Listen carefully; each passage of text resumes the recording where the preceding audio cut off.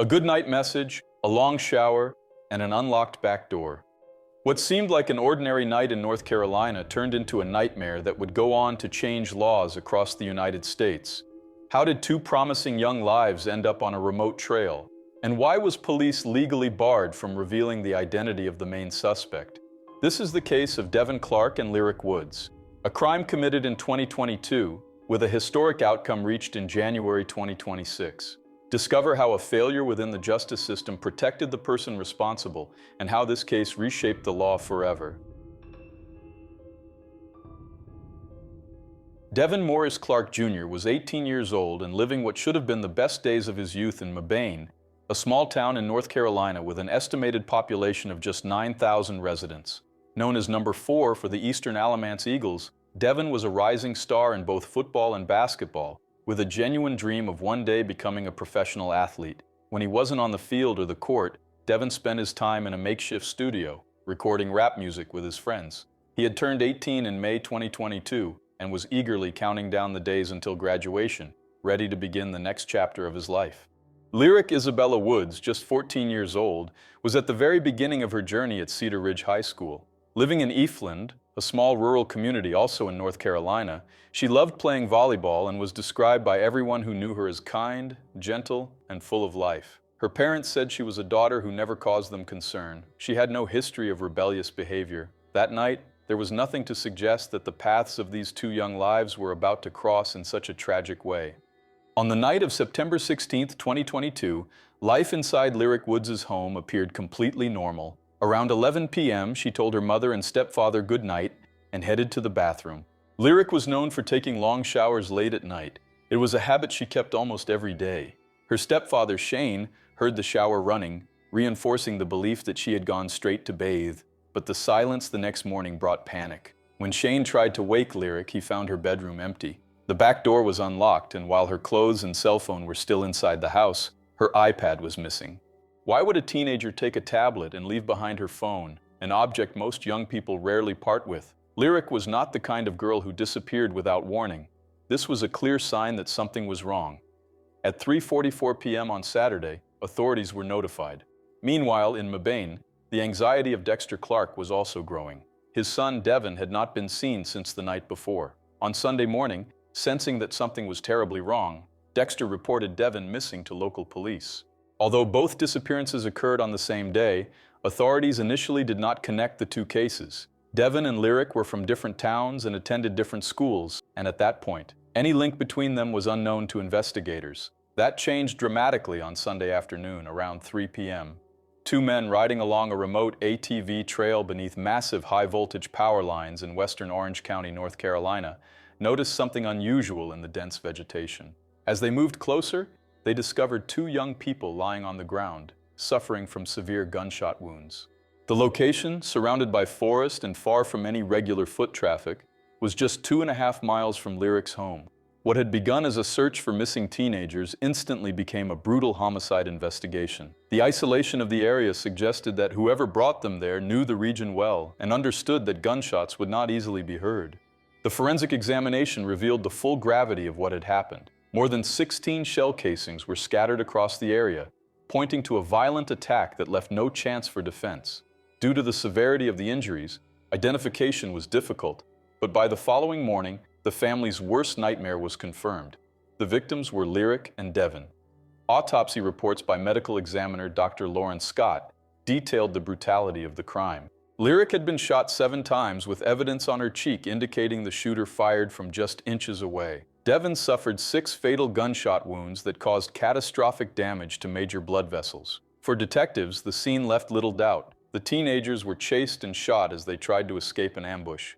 The number of shots fired and the close-range nature of the wounds painted the picture of a crime driven by chilling coldness, almost resembling a calculated execution. The search for the person responsible began with K9 units. Using Lyric's pillowcase as a scent source, the dogs tracked her leaving the house through the back door and following a wooded path commonly used by ATVs. A neighbor reported seeing the girl getting into a vehicle in that same area at around 3 a.m. on Saturday. Within 48 hours, the name Isaiah Mekki Ross, 17 years old, surfaced as a person of interest. Isaiah had connections to Devin's school, and detectives determined that both Lyric and Devin had entered a vehicle with him that night. The iPad everyone believed Lyric had taken with her was later found inside the family home, in a spot no one had previously checked. Lyric's family then turned the iPad over to authorities. In addition to the iPad, other electronic devices belonging to the victims were seized in hopes that digital communications would reveal what lured the teenagers to that fatal trail. Sources indicated that Isaiah and Devin knew each other, but the exact nature of their relationship and what may have triggered such a violent rupture remained a mystery.